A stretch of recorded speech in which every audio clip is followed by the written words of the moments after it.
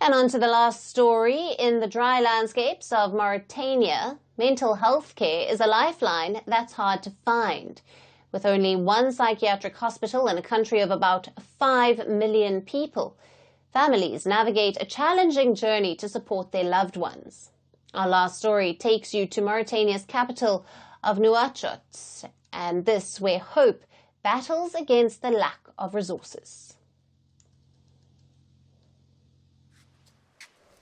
In Mauritania's capital, Nouakchott, this modest-looking building is the country's only psychiatric hospital.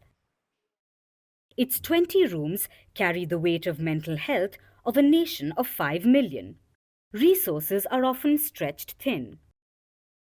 In room 13, 22-year-old Sidi is wrapped under this floral blanket. Sidi's father, Mohammed Lamine, brought him to this clinic as a reluctant last resort. The retired army officer recounts his son's downward spiral. It's a tragedy set into motion by dashed dreams of migrating to the United States. After a bank denied him a loan for emigration, Sidi took to substance abuse. He was diagnosed with psychosis. Now, his father keeps vigil by his side, resting on a mat he brought from home. When my son showed his problem, I tried to keep him at home, but it didn't work. I brought him here and the doctor explained that he was using drugs.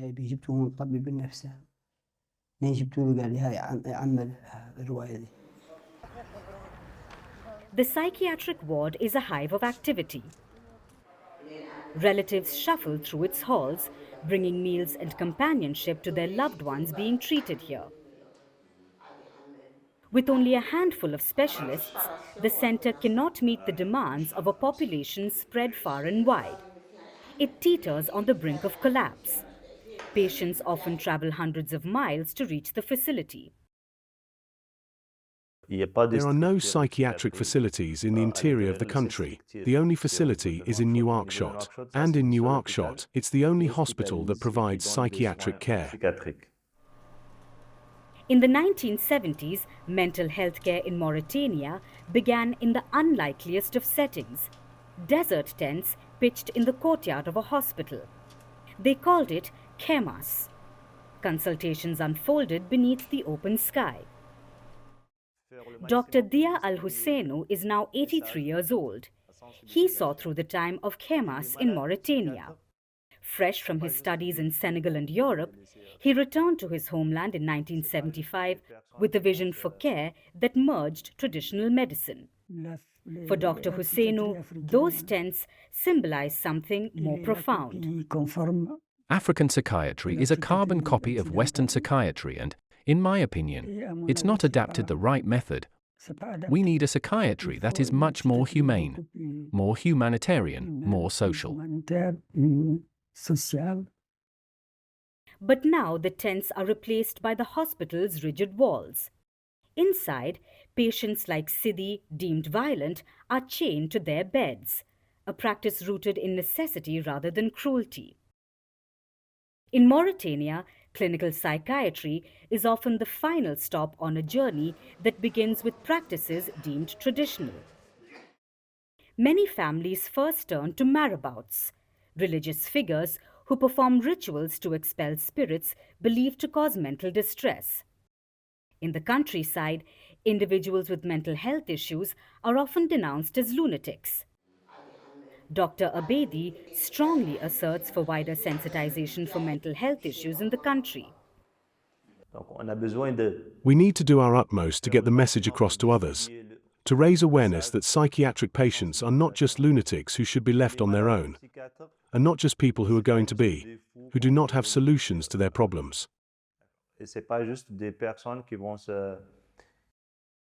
But for the mental health woes of Mauritania, hospitalization in the country's only psychiatric clinic is not the final cure all the time. Most patients stay only a few days. The lone hospital's limited capacity forces families to care at home. Yet in this fragile system, moments of connection and recovery often prevail.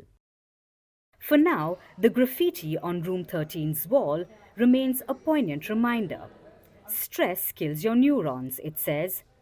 But beyond these words lies a deeper necessity: the unprecedented need for care, compassion, and a system that sees mental health as a right and not a luxury.